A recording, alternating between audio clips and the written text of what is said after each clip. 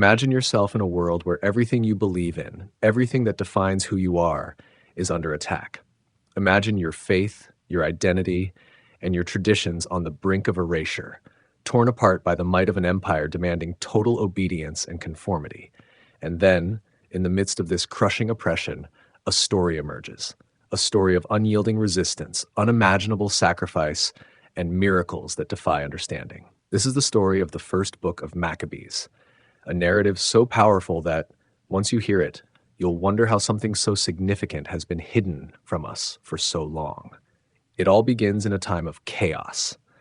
After the death of Alexander the Great, his vast empire splintered into fragments, and Judea, a small region caught between larger powers, fell under the control of the Seleucid Empire. At first, the Jewish people managed to live in relative peace, practicing their faith and maintaining their traditions. But then came Antiochus IV Epiphanes, a ruler whose thirst for control knew no bounds. He didn't just want to govern Judea, he wanted to transform the soul of its people. Antiochus banned core practices of Judaism, such as studying the Torah, circumcision, and observing the Sabbath. And he didn't stop there. He desecrated the temple in Jerusalem, erecting an altar to Zeus inside and sacrificing pigs, a shocking affront to Jewish faith. Imagine living in such a world. Every aspect of your faith ridiculed, your sacred scriptures burned, your most cherished practices declared illegal. Antiochus' soldiers patrolled the streets, ready to punish anyone who defied his decrees. The tension mounted, not only between the people and the empire, but within the Jewish community itself. Some, known as Hellenists, embraced Greek customs, believing this would bring prosperity. Others, the Hasidim, the pious ones, stood firm, determined to protect their faith at any cost. It was in a small village called Modiin that the resistance began. Mattathias, an elderly priest, became the spark of a revolution. When emissaries of the king arrived in the village, demanding that he perform a pagan sacrifice, Mattathias refused. But he didn't stop there. In an act of courage that resonates to this day, he killed both the emissary and a Jew who tried to comply with the order. This defiance was more than a statement. It was a call to action. Let everyone who is zealous for the law and stands by the covenant follow me, he shouted, before fleeing to the wilderness with his sons. And so began one of the greatest uprisings in history. After Mattathias' death, his son Judas took up the mantle of leadership. Judas Maccabeus, known as the Hammer, became the heart and soul of the resistance. He led a force of farmers and shepherds, transforming them into an army that repeatedly defeated the larger and better equipped Seleucid forces. Judas was more than a brilliant strategist. He was a spiritual leader.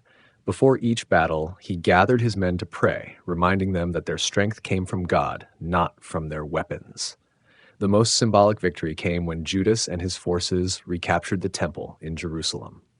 Entering the desecrated sanctuary, they were overcome with sorrow and resolve. They dismantled the pagan altar, cleansed every trace of sacrilege, and restored the temple to the worship of the God of Israel. During this restoration, a miracle occurred. They found only a small amount of consecrated oil, enough to keep the temple's lamps burning for just one day. Yet, the oil burned for 8 days, providing enough time to prepare more pure oil. This event became the foundation for the celebration of Hanukkah, a beacon of light and hope in the darkest of times. But why have so many people never heard this story? During the Protestant Reformation, leaders like Martin Luther chose to align the Bible with the Hebrew Scriptures, excluding books like 1 Maccabees from the official canon. While the Catholic and Orthodox churches preserved these texts, and the Ethiopian Bible still includes them as central scripture, many of us grew up unaware of this account. Yet its relevance and lessons remain undiminished. What makes this story so powerful isn't just what happened, but what it represents.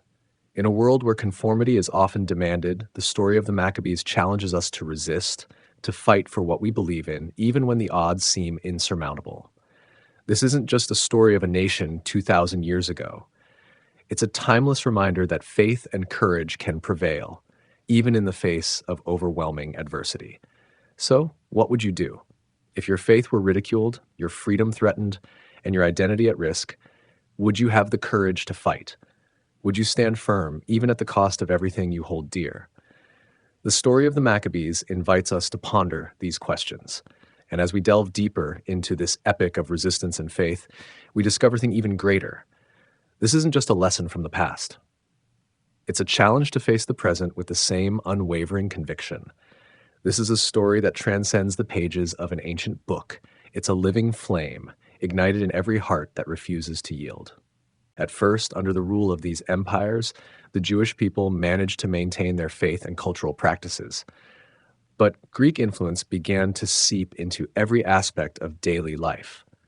Schools taught Hellenistic philosophy, and even the Jewish priesthood became corrupted by those seeking power and wealth, accepting bribes and favoring foreign rulers. While some embraced this new culture, believing assimilation would bring progress and stability, others saw it as a dire threat to their identity and faith. This internal conflict was like a pressure cooker about to explode. Then, Antiochus IV Epiphanes ascended to the throne of the Seleucid Empire, and the fragile balance was utterly shattered. Ambitious and authoritarian, he sought to unify his kingdom through cultural assimilation. He called himself Epiphanes, meaning God manifest, a title that showcased his arrogance and delusions of divinity. For the Jewish people, his actions became synonymous with brutal oppression. Antiochus banned the practice of Judaism and waged war against any form of resistance. He sent troops to confiscate and burn copies of the Torah, publicly executed those who observed the Sabbath or performed circumcision, and transformed the temple in Jerusalem into a center for pagan worship. The pinnacle of his cruelty came with the abomination of desolation. He ordered an altar to Zeus to be erected inside the temple, and pigs, animals considered unclean under Jewish law, were sacrificed on it. For the Jewish people, this was more than a physical violation. It was a direct assault on their soul, an insult to the God who had made a covenant with them. The temple was not just a building. It was the center of their worship, their connection to God, and the symbol of their identity as his chosen people. Imagine the despair. Your faith is being trampled, your religious leaders corrupted or killed, and every aspect of your life is under constant surveillance. Many Jews were forced to choose between assimilation and death. Communities were divided and betrayal became common. Some, in an effort to protect their families, complied with Antiochus's orders, while others, even in secrecy, risked everything to remain faithful to God. It was a time of fear and mistrust, but also a time of unexpected courage and fierce resistance. In this environment of oppression and despair, a spark of revolt began to ignite. In small villages and among devout families, the desire for freedom, not just political but spiritual, started to grow. This longing culminated in the city of Modi'in, where an act of defiance changed everything. Mattathias, an elderly priest, rose up against the Seleucid forces. He not only refused to obey the order to sacrifice to a pagan god, but also took drastic and unexpected action, killing both the king's officer and a Jewish man who attempted to comply with the decree. This moment was not just an act of resistance, it was a rallying cry. Mattathias and his sons fled to the wilderness, leaving behind their home but carrying with them the promise to fight for freedom and their covenant with God. His act inspired others to join the cause, forming the core of what would become known as the Maccabees. It was the beginning of a revolution not just against Antiochus or the Seleucid Empire, but against any force that sought to destroy their faith, identity, and connection to God. The historical context in Antiochus's actions not only explain the uprising's emergence, but highlight the immense courage required to resist. Every act of defiance, every word spoken against the oppressor was a death sentence.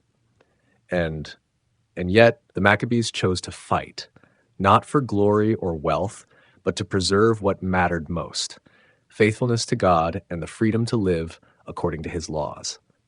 This is the backdrop of the story that transforms the Maccabees from mere historical figures into true heroes of faith.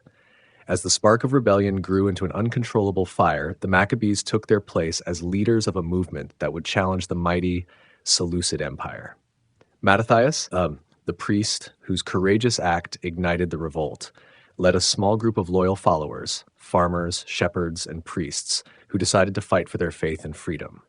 Though outnumbered and poorly armed, these men possessed something the Seleucid army lacked: an unshakable belief that they were fighting for God and the preservation of his covenant. The wilderness became both a refuge and a training ground for the rebels. There, They prepared for war strategically, driven by the determination of those who understood that the survival of their people depended on their success. Mattathias, though advanced in age, led not only as a warrior but also as a spiritual figure, inspiring his men to trust in the God of their ancestors.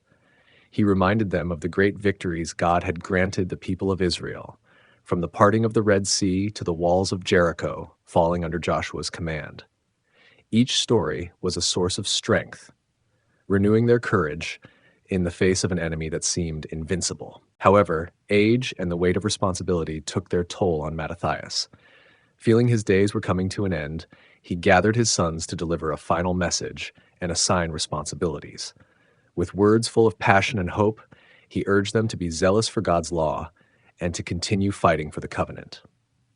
Judas, Mattathias' third son, was chosen to lead the resistance. Despite his youth, Judas had already shown a remarkable combination of courage, military skill, and fervent faith. Under his command, the revolt would enter a new phase, bolder, more organized, and utterly relentless. Judas, later known as Maccabeus, or the Hammer, quickly proved himself to be an extraordinary leader. He recognized that the strength of the Seleucid army lay in its size, organization, and arrogance. Judas leveraged his knowledge of the terrain and guerrilla tactics to strike the Seleucids where they were most vulnerable. He avoided direct confrontations whenever possible, favoring swift ambushes and surprise attacks that sowed confusion and eroded enemy morale. Every victory, no matter how small, was celebrated as a miracle, fueling the faith and determination of the people. One of Judas's first major battles became a turning point in the rebellion. A Seleucid detachment, confident in their numerical superiority, advanced against the Maccabees, only to fall victim to a carefully orchestrated ambush. This victory not only reaffirmed Judas's strategic brilliance, but also sent a powerful message. The Seleucids were not invincible. News of this triumph spread quickly, inspiring more Jews to join the movement and fostering a newfound hope that freedom was not just a dream, but a real possibility. Yet Judas knew the challenge went far beyond military confrontations. The war was not merely against an army. It was a battle against the notion that the Jewish faith could be eradicated. He often called his army to prayer before each battle, acknowledging that their strength came from God rather than their own abilities. In one of his most inspiring speeches, Judas proclaimed, "Victory does not come from the strength of the army, but from the power of heaven." These words were not just motivational, they were the very essence of the revolt. Every soldier who stood to fight did so with the conviction that they were part of something sacred, something far greater than themselves. Meanwhile, the impact of the rebellion was beginning to reach far beyond the battlefields. The courage of the Maccabees inspired those who had been paralyzed by fear. In villages and towns, Jews began to rise against Seleucid officials, defying orders to worship pagan gods or abandon the practices of the Torah. The resistance movement was no longer just a small group of rebels. It had become a collective cry for freedom. Nevertheless, the struggle was far from over. With each victory, the Seleucid Empire responded with increased brutality, sending larger and better equipped forces to crush the rebellion. But the Maccabees, under Judas' leadership, refused to back down. To them, every battle won was evidence that God was with them, strengthening their hands and guiding their steps.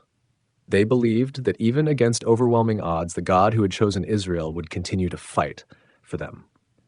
Thus, the Maccabean revolt gained momentum and purpose, evolving from a small act of defiance into a liberation movement that would echo through history. As Judas led his men with a blend of cunning, faith, and bravery, the world began to take notice that the Jewish people would not be easily subdued. They were fighting for more than their land. They were fighting for the soul of their nation, for the preservation of their faith, and for the promise that, even in the darkest circumstances, God's light would never be extinguished. Under Judas Maccabeus' command, the resistance reached a new level of intensity, and the battlefields of Judea became arenas for miracles and strategies that defied logic. The young leader understood the odds were stacked against them. The Seleucid army was vast, highly trained, and equipped with the most advanced weaponry of the time. In contrast, the Maccabees were an improvised force made up of farmers, craftsmen, and priests, armed with little more than faith and courage. Yet Judas knew that his soldiers' strength did not rest solely in their weapons, but in their hearts, ignited by the conviction that they were fighting for something eternal. The stage for one of Judas Maccabeus' greatest tests was the Battle of Emmaus, a small town where the Seleucids had established a camp. Gorgias, a confident and seasoned general, led a force vastly superior in numbers and equipment. He believed his numerical advantage would secure a decisive victory against the rebels. But Judas had other plans. Realizing a direct confrontation would be suicidal, he devised a bold strategy. During the night, he left a small garrison at his camp to create the illusion of a defensive position, while the majority of his troops moved silently to flank the Seleucid forces. At dawn, Gorgias' army advanced toward what they believed to be a vulnerable Maccabean camp, only to find it abandoned. Confused, the Seleucids began to regroup, but it was too late. Judas and his men attacked from the flank, catching them completely off guard. Chaos erupted in the Seleucid camp. Disoriented soldiers fled in every direction as the Maccabees, though outnumbered, fought with a ferocity that seemed almost divine. The victory was complete. The Seleucids were decisively defeated, and the Maccabees captured weapons and supplies that would further strengthen their cause. This victory was not merely military, it was deeply spiritual. For the Jews suffering under Seleucid oppression, the news of Emmaus arrived like a proclamation. God was on their side, and no oppressor, no matter how powerful, could prevail against those who trusted in him. With each battle won, more people joined the cause. The Maccabean army grew, fueled by hope and the determination of a people refusing to be silenced. However, Judas knew that the true challenge lay ahead. While victories on the battlefield were crucial, the heart of the resistance was rooted in something far more sacred, the rededication of the temple in Jerusalem.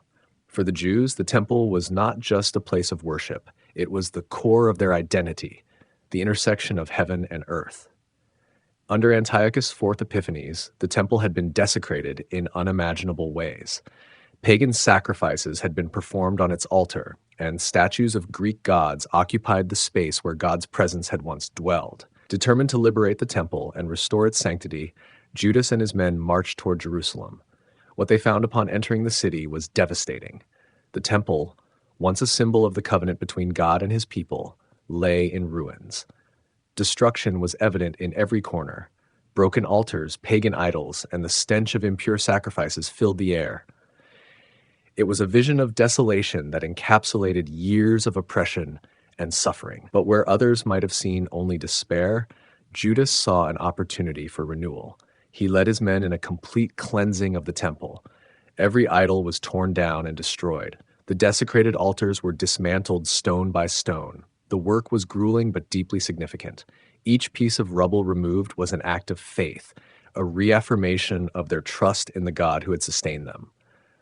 With the temple purified, the next step was to restore the sacred elements that symbolized God's presence.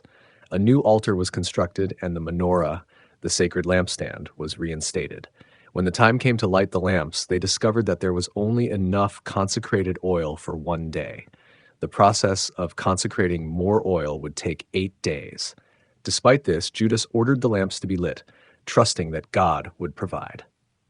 What happened next became one of the most enduring stories of Jewish faith. The oil burned miraculously for 8 days, enough time for more oil to be prepared.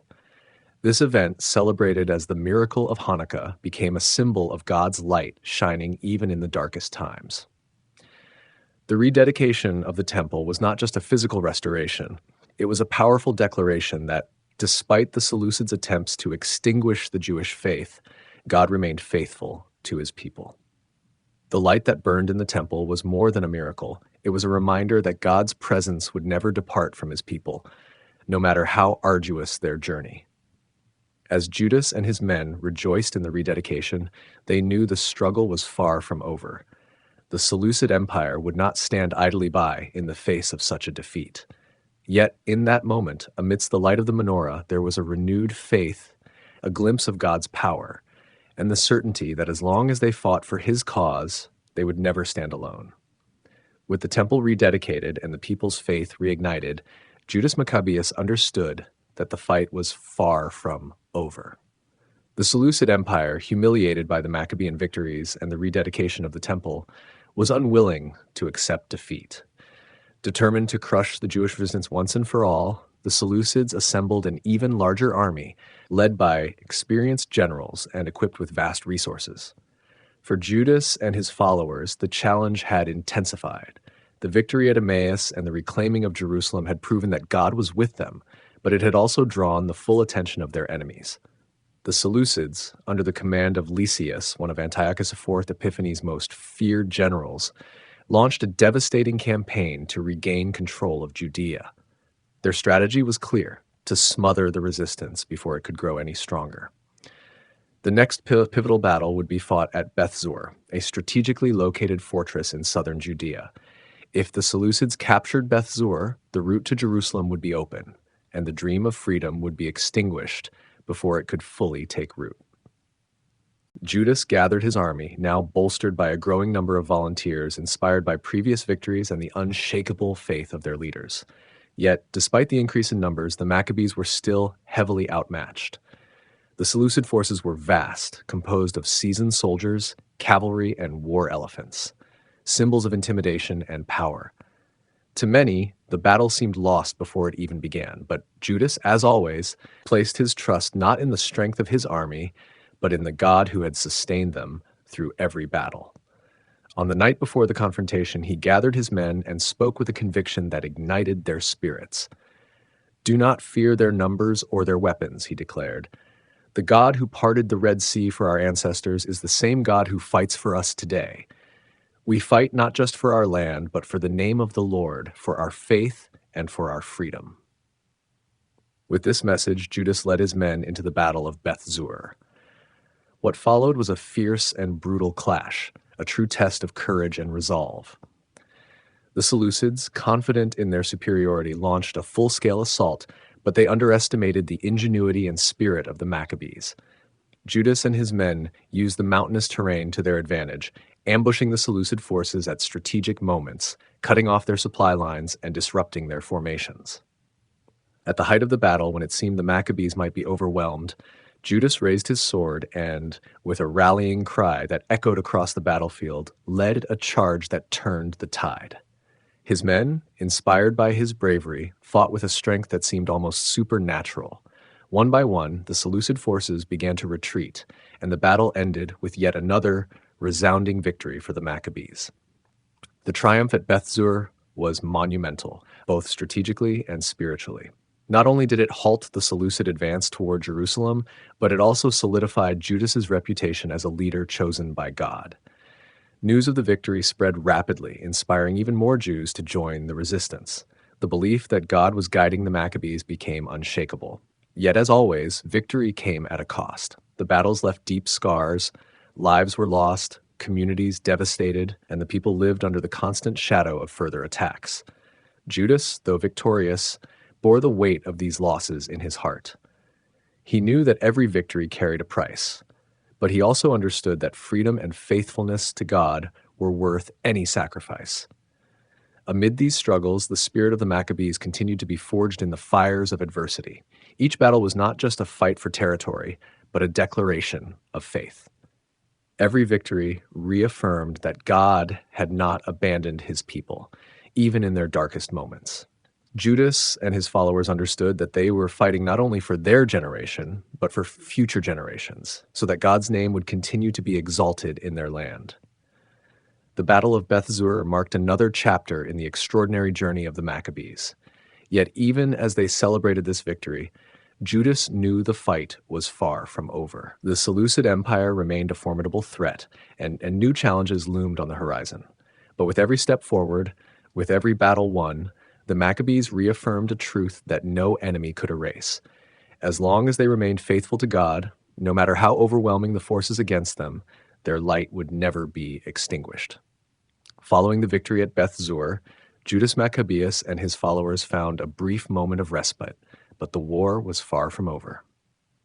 The Seleucid Empire, humiliated by consecutive defeats, would not surrender easily. Now, the Maccabees' mission extended beyond resistance. It was time to consolidate control, protect the rededicated temple, and defend their newly won freedom against a relentless and powerful enemy. As the Seleucid forces reorganized, Judas knew the next battle would require not just military strength, but also strategic brilliance and diplomatic tact. He recognized that the survival of the Jewish people depended not only on their skill on the battlefield, but also on their ability to unify around a common cause. Despite internal divisions, Judas led with a sense of divine purpose, striving not just for freedom, but for the spiritual renewal of his people. While the enemy prepared its next move, Judas turned his attention to protecting Jewish communities outside Judea, many of which were suffering brutal persecution for their faith. With courage and determination, he led expeditions to liberate these communities, ensuring that Jews throughout the region could live and worship without fear. These missions reinforced his reputation as a leader, fighting not just for land, but for the dignity and identity of his people. Yet the Seleucid Empire was unwilling to admit defeat. Determined to reclaim control of Judea, they mobilized an enormous force led by seasoned generals and armed with resources far superior to those of the Maccabees.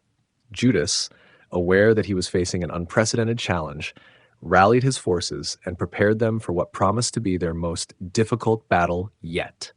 This set the stage for the Battle of Elasa, a confrontation that would be etched into history as a testament to Judas Maccabeus' unyielding courage.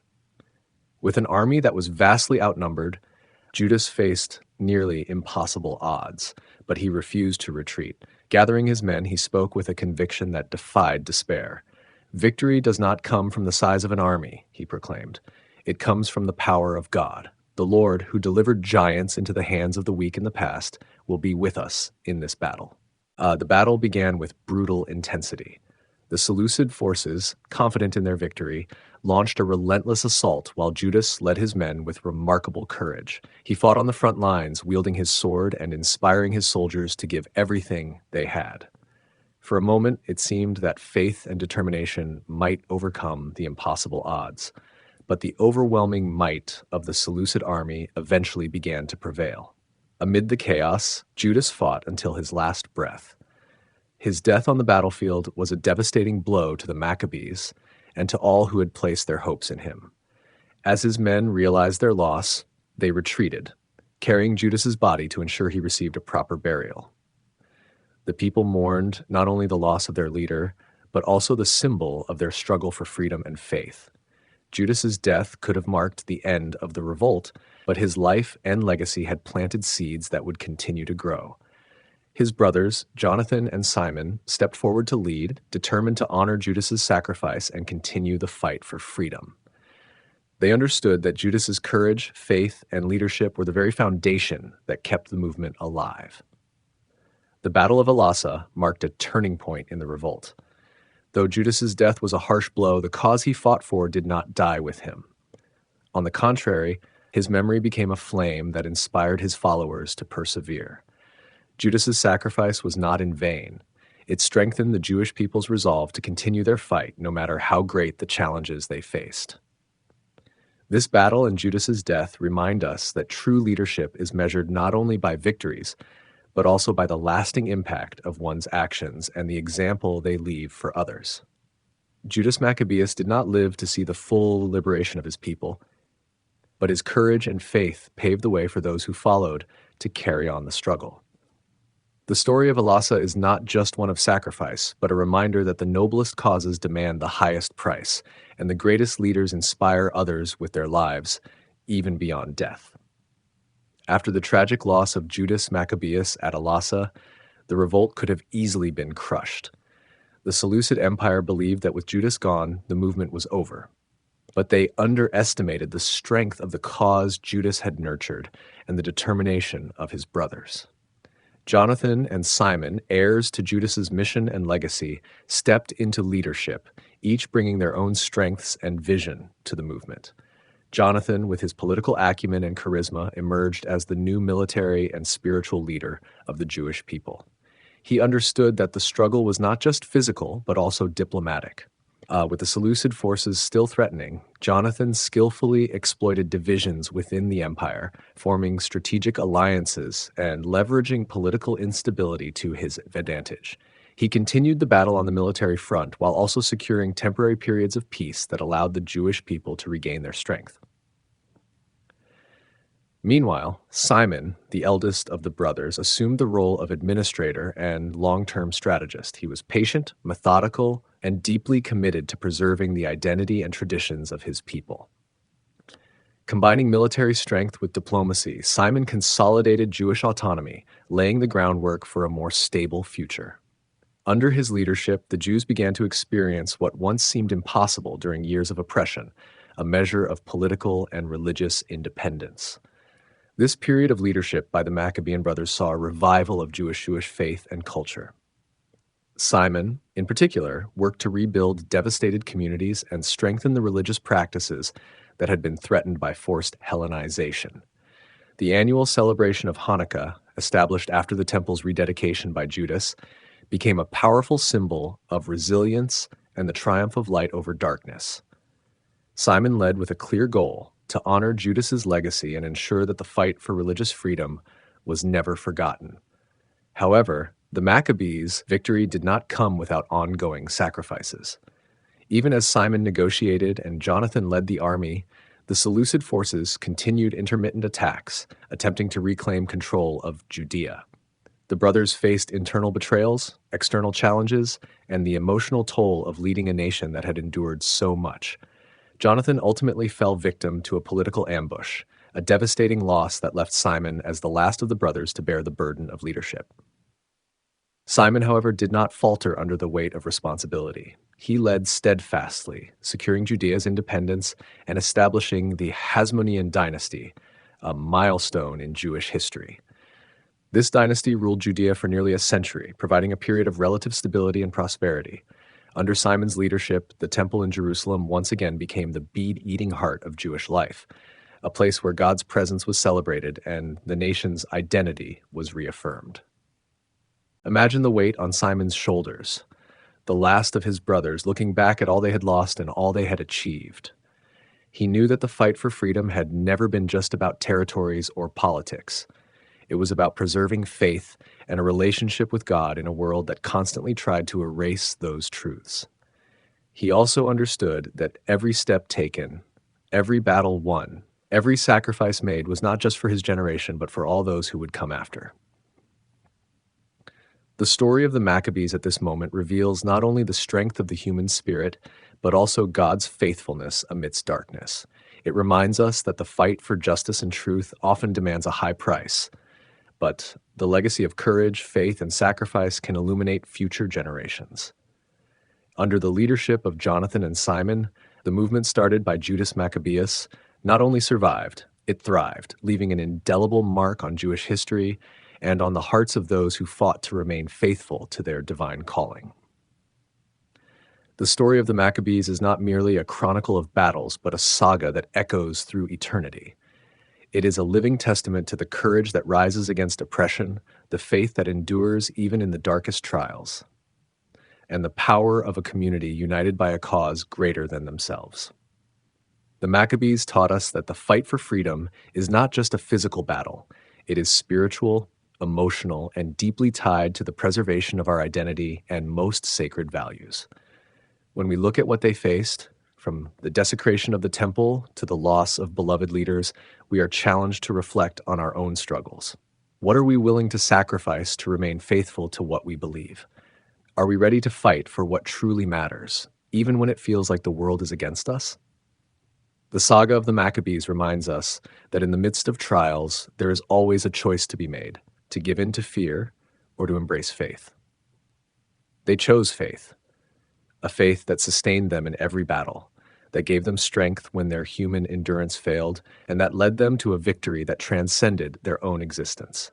It is this same faith that calls us today to rise up, face our challenges with courage, and trust in the God who never abandons us. Now think about how this story can impact your own life. What areas of your faith need to be rededicated, just as the temple was rededicated? What battles are you currently facing that require the courage of a Judas Maccabeus? or the wisdom of a Simon. Let their example inspire you to live with determination and purpose, trusting that even in your hardest struggles, God is by your side. And before we wrap up, we want to hear from you.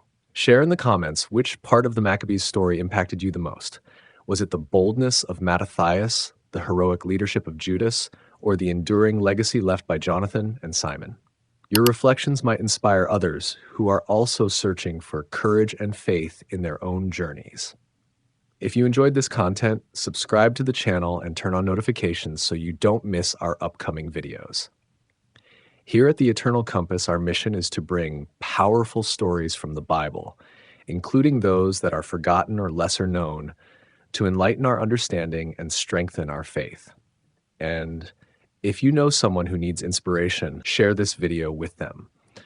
Perhaps the message that touched you today is exactly what someone else needs to hear. The story of the Maccabees shows us that God's light can never be extinguished, even in the darkest moments. May this truth inspire you to live with courage, persevere with faith, and fight for what truly matters, knowing that the same God who upheld the Maccabees is with you today and always. Thank you for watching, and we'll see you in the next video.